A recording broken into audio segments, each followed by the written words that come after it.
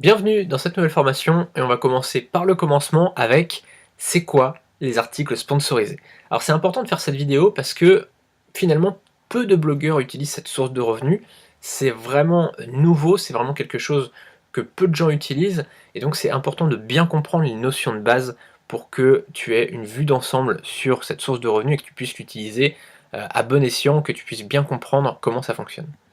Alors, avant toute chose, on va voir quelques définitions à connaître. On va voir ce que c'est que la monétisation, la notoriété, les moteurs de recherche, les blogueurs, les annonceurs, les articles sponsorisés, et donc tu vas bien comprendre en fait la vue d'ensemble de tout ça. La première chose, c'est la monétisation. Alors, il faut savoir qu'un blogueur doit toujours chercher à trouver de nouvelles sources de revenus pour rentabiliser son blog. On parlera souvent de monétiser son blog, ce qui signifie en fait gagner de l'argent avec son blog. Quand tu es blogueur, tu dois absolument trouver plusieurs sources de revenus. C'est-à-dire que tu ne peux pas te contenter d'avoir uniquement les services en ligne, tu ne peux pas te contenter d'avoir uniquement la vente de formation ou l'affiliation ou les articles sponsorisés, tu dois avoir plusieurs sources de revenus. Tu vois, c'est comme s'asseoir sur un tabouret. S'il y a un tabouret avec un seul pied, tu vas tomber. S'il y a deux pieds, tu vas tomber. S'il y a trois pieds, tu vas commencer à pouvoir être stable. Et puis après, si tu as 4 pieds, c'est bon, t'es tranquille. Donc moi, ce que je te conseille, c'est d'avoir au moins 3 sources de revenus. 3 sources de revenus, c'est très bien pour commencer. Après, c'est à toi de voir, mais en tout cas, je te conseille ça pour multiplier tes chances de gagner de l'argent. Pourquoi?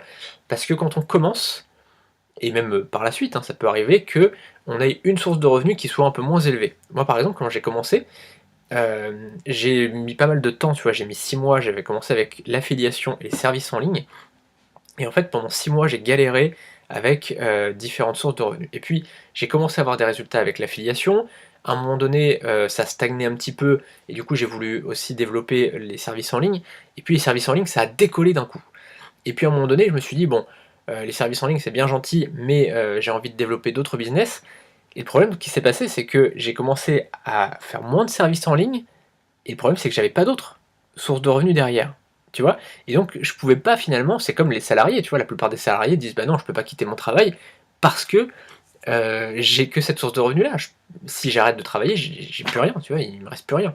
Alors que toi, si tu as plusieurs sources de revenus, si tu as par exemple 3 ou 4 sources de revenus, eh bien tu peux arrêter à tout moment, l'une de tes activités qui te plaît moins. C'est-à-dire qu'à un moment donné, si ça te saoule, s'il y a un truc qui te saoule, tu arrêtes, c'est pas grave, tu as d'autres sources de revenus à côté.